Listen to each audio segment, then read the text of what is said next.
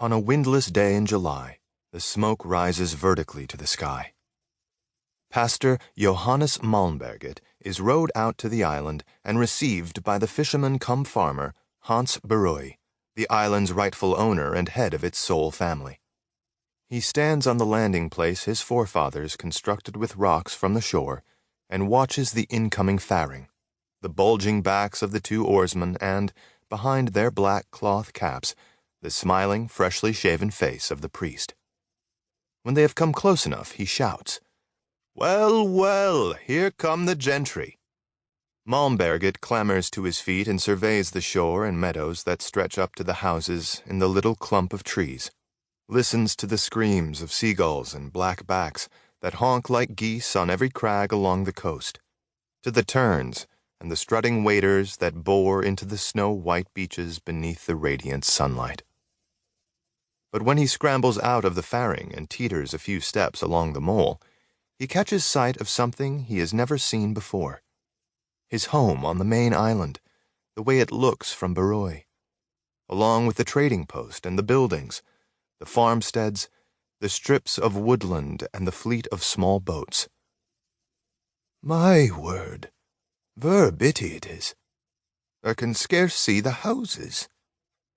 Hans Barrøy says, "Oh, I can see 'em all right." "That's better eyesight than mysel' then," the priest says, staring over at the community he has worked in for the last 30 years, but has never seen before from such a novel vantage point. "Well, da's never been here afore." "It's a good 2 hours rowin'." "Has tha no sails?" Hans Barrøy says. "There's no wind," the priest says, his eyes still trained on his home. But the truth is he is petrified of the sea, and is still trembling and elated to be alive after the calm crossing. The oarsmen have taken out their pipes and are sitting with their backs turned to them, smoking. At last, the priest can shake Hans Barrøy's hand, and as he does so, he spots the rest of the family who have come down from the houses. Hans's old father, Martin, a widower since his wife passed away almost 10 years ago, Hans's unmarried and much younger sister, Barbro, and the woman who reigns on the island, Maria, holding 3-year-old Ingrid by the hand. All in their Sunday best. The priest notes with satisfaction. They must have seen the boat when it was rounding Uterholmen, which is now no more than a black hat floating on the sea to the north. He walks towards the little flock, which has stopped and stands there studying the grass, whereafter he shakes hands with each of them in turn. Not one of them ventures to look up, not even old Martin. He has removed his red woolly hat, and finally Ingrid, who, the priest observes, has clean, white hands, not even black fingernails, which have not been bitten down either, but are neatly trimmed, and look at those small dimples where the knuckles will eventually appear.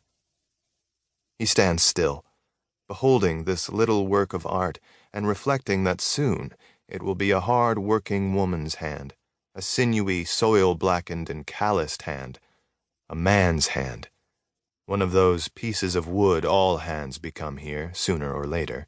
He says, "Ah, so there tha is, my dear. Does thou believe in God?" Ingrid does not answer. "Indeed she does," says Maria, who is the first to look straight at the guest.